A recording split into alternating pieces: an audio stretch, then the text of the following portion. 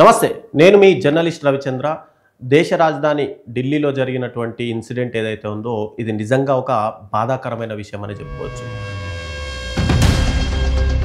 యావత్ దేశం మొత్తం కూడా ఉలిక్కి పడేలా దేశ రాజధాని ఢిల్లీలో, అది కూడా మనం ఎర్రకోట, అత్యంత ప్రాముఖ్యత కలిగినటువంటి ఒక చారిత్రాత్మకమైనటువంటి ప్రదేశం.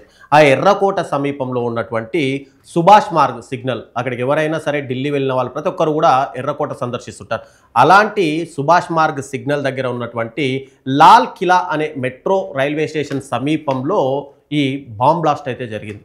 ఈ బాంబ్ బ్లాస్ట్ ఒక్కసారిగా నిజంగా యావత్ దేశం మొత్తం కూడా ఉలిక్కి పడేలా చేసిందనే చెప్పుకోవచ్చు.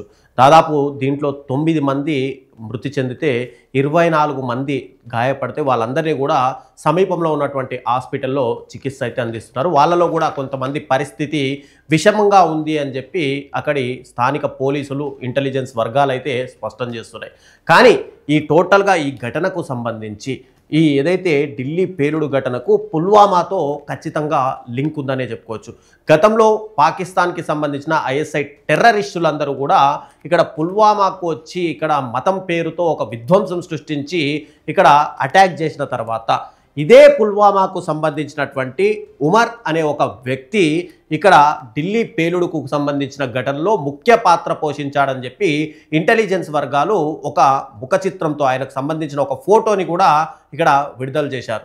అయితే ఈ ఉమర్కి ముఖ్యంగా చూసుకుంటే, ఉమర్ గత వారం మనం చూసుకుంటే అనంతనాగ్లో అరెస్ట్ అయినటువంటి డాక్టర్ అహ్మద్ రాతర్కు ఇతను ఒక సన్నిహితుడు అనే చెప్పుకోవాలి. ఈ ఉమర్ అనే వ్యక్తి, ఈ ఉమర్ కూడా ఇక్కడ డాక్టరే. మరి ఈ డాక్టర్లందరూ కలిసి ఎందుకు ఈ టెర్రరిస్ట్ అటాక్ కోసము ముఖ్యంగా పాలు పంచుకున్నారు?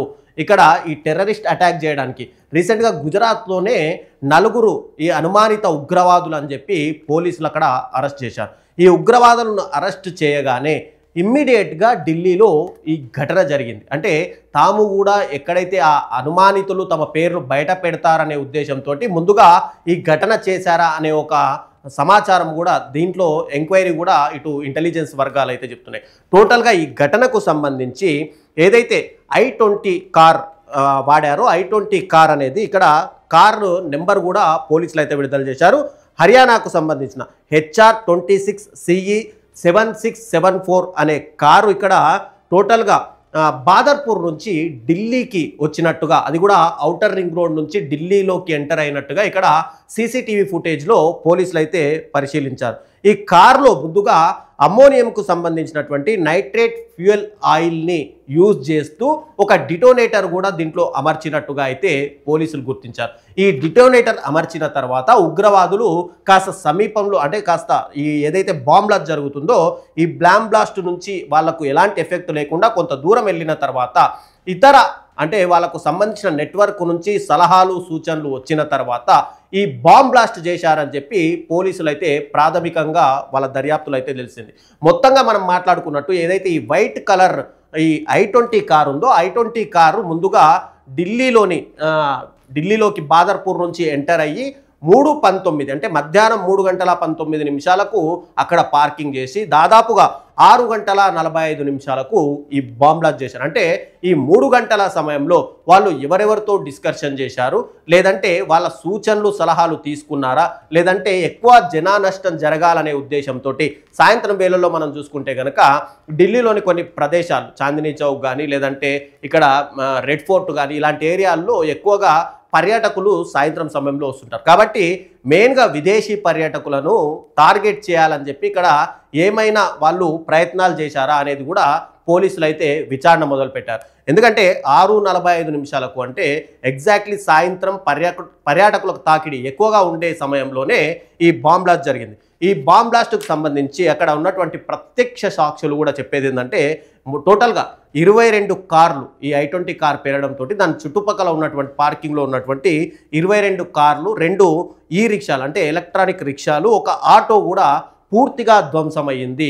మరోవైపు ఇక్కడ విచారకరమైన ఘటనలు చూసుకుంటే కనుక అక్కడ ప్రాణాలు కోల్పోయిన వాళ్ళ పరిస్థితి ఒక రకంగా ఉంటే 24 మంది గాయపడితే వాళ్ళలో చాలామందికి కాళ్ళు చేతులు తెగిపోయి కొంతమంది పూర్తిగా అంటే రక్తపు టేరులలో వాళ్ళ శరీరాలు కనిపిస్తుంటే ఈ దృశ్యం ఎంత బాధాకరంగా ఉందంటే నిజంగానే ఈ టెర్రరిస్ట్ అటాకులు ఇంకా ఎన్ని రోజులు ఇక్కడ దేశాల్లో జరుగుతాయి?